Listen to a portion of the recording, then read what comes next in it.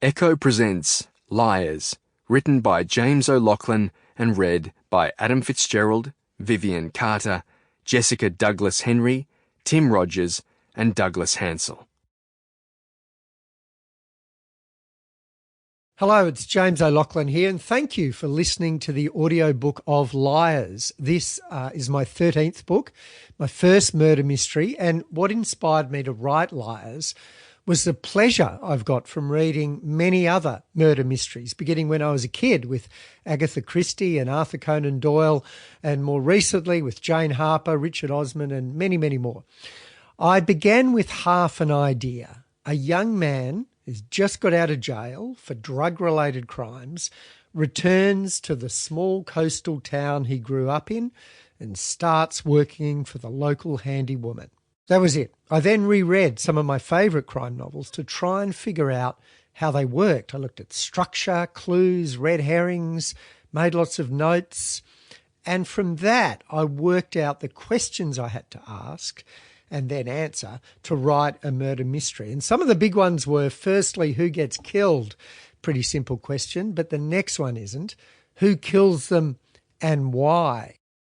In real life, the most common type of murder is unplanned, spontaneous, often an eruption of anger with alcohol involved, no premeditation. But in fiction, it's much more interesting to have a murder that is planned, where the motivations are complex, stretch far beyond what happened on the day of the murder and may have roots in the past. So I tried to do that. Enough about that, no spoilers. The third question is who is going to try and solve the murder? Policeman, policewoman, private detective, nosy aunt, bored shopkeeper. If it's the police, they've got a reason to solve the crime. It's their job.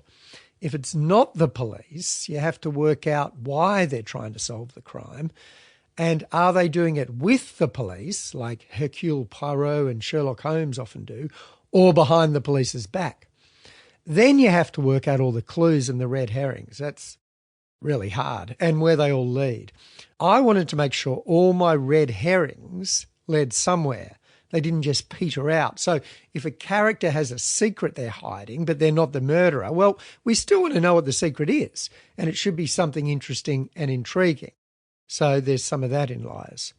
I really enjoyed writing the book. It was interesting and satisfying, but also, as I mentioned, really hard.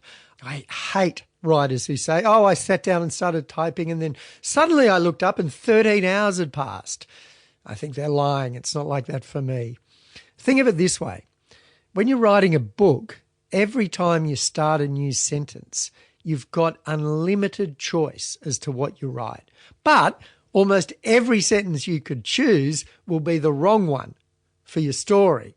So somehow you've got to keep finding the next sentence that works best for the story you're writing.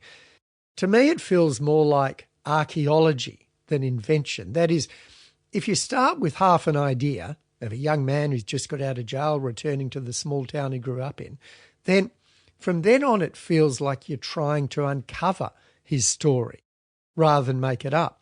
You're trying to see his life and the lives of the other characters, and then to try and find out what deep, dark secrets they all have.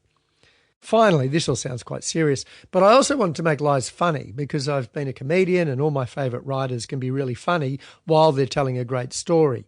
Irvin Welsh and David Nichols being two examples. So I've tried to thread a decent amount of humour through. Enough from me. Let's find out what happens to that young man who returns to his hometown. Hope you enjoy the audiobook of Liars. Part 1. Chapter 1.